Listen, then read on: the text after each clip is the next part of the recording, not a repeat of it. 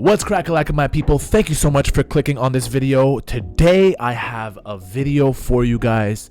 Some shit is going down in China, and we're not talking about the pandemic. The second largest real estate development company is literally on the brink of default. What that means is they are on their way to bankruptcy because they have way too much debt. Today we're talking about the company called Evergrande. It might seem all sweet and dandy that we're hearing about this problem that's all the way in China when we're all the way here in Canada, but I'll be honest with you, this company is so large and their international reach is so wide and so far that it's possible that it can have literal consequences on our society here in Canada and the US, and today we're going to talk about it. The way I'm going to go ahead and structure this video is: what is Evergrande and why is it in trouble? Who will be directly affected? What are the possibilities of them collapsing? And my conclusion on the whole situation. So without further ado, let's get on to it. All right, so what is Evergrande and why are they in trouble? The best way to know why they're in trouble is to know what the company does and what kind of business they actually conduct.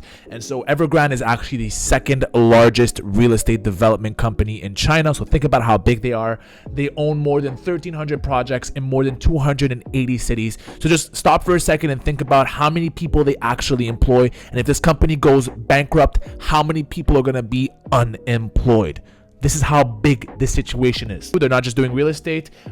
They have investments in an electrical company called Evergrande New Energy Auto. Never heard of them. An internet and media production unit called Hang Ten Networks. A theme park called Evergrande Fairyland. A soccer club called Guangzhou FC. It's actually doing pretty well. And a mineral water and food company called Evergrande Spring, amongst others. But bear in mind, 90% of their business is in real estate and the rest is 10%. Now, why are they in trouble? What is their situation?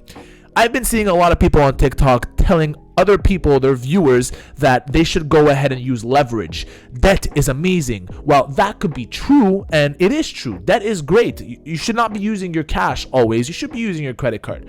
These people took it to another level. They currently have $300 billion in debt. From 2016 to now, they have increased their debt load by more than 55%.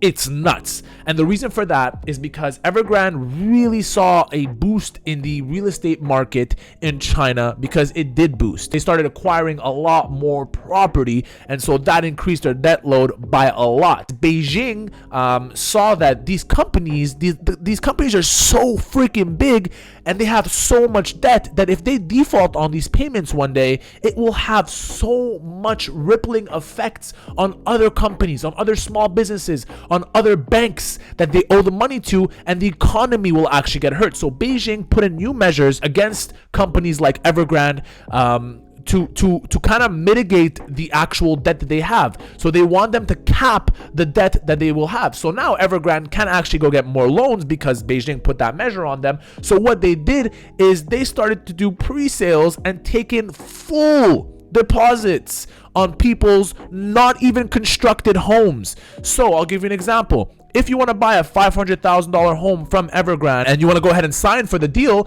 you have to give them $500,000 before the place is actually fully done. And so what happens here is they're going ahead and they're funding their projects for the home building aspects of their businesses through real full payments. And so what's happening is these people who are paying them the $500,000 for a new home are out of their $500,000 because now they have a liquidity issue because they cannot pay their bills. In fact, guys, this is so sad. They took down payments on around 1.5 million properties. One more time. They took full payments on 1.5 million properties. Many buyers have expressed concern on social media that they're not going to get their money, and I'm honestly sure they're not going to get their money unless the government comes in and steps in. Evergrande was downgraded by 2 credit rating agencies last week, and its Hong Kong listed shares have collapsed by 80%, guys. Year to date, they were at $17 as a high on their share price. Now they're at $2 Now that we know why Evergrande is in this situation, let's talk about who is going to be directly affected by this situation. The first corporation that will be affected is the banking industry. Banks make money in two ways. One, they give out loans and people pay them interest for those loans. And two, capital markets. So they invest in different types of financial instruments to make money off those financial instruments. A lot of banks are actually internationally exposed. And since Evergrande is the second largest real estate development company, they are exposed to Evergrande in a lot of their funds. Goldman Sachs fell 3.4% and Citibank fell 3.8% in the funds that Evergrande is part of. And the reason for that is because Evergrande has a major loan payment coming up on September 23rd. That's created a lot of fear in the market, and that's why the funds are down.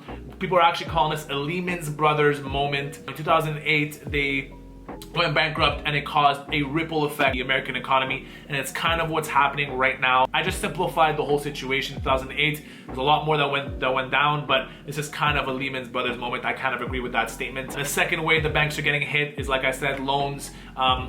Yes, Evergrande took loans from banks and they're not going to be able to pay it and they're going to be defaulting on their loans. That's one aspect, but they also, like I said prior in this video, they took money from their clients to fund their projects since Beijing put a cap on their debt load. That's going to have a rippling effect on a lot of other people and a lot of other banks that Evergrande is not associated with. The reason for that is because a lot of clients who are buying $500,000 homes, let's just say, from Evergrande, don't have $500,000 in cash, like many of us don't. And what they're doing is they're putting down $100,000 of cash down, and then they're taking out $400,000 as a loan. And unfortunately, those homes are not constructed. So those people have to live somewhere until those homes are just constructed. So now they're living and they're renting. So they're paying rent and they're paying mortgages because they had to give money to Evergrande to fund the project. And now that Evergrande has a liquidity issue, that money is most probably gone. And it is so freaking sad, guys. Think about it. You put down your hard-earned money for a new home and it's not even constructed, and those people who took the money from you will probably never give it back to you or never give you the product that you ordered because they have liquidity issues themselves.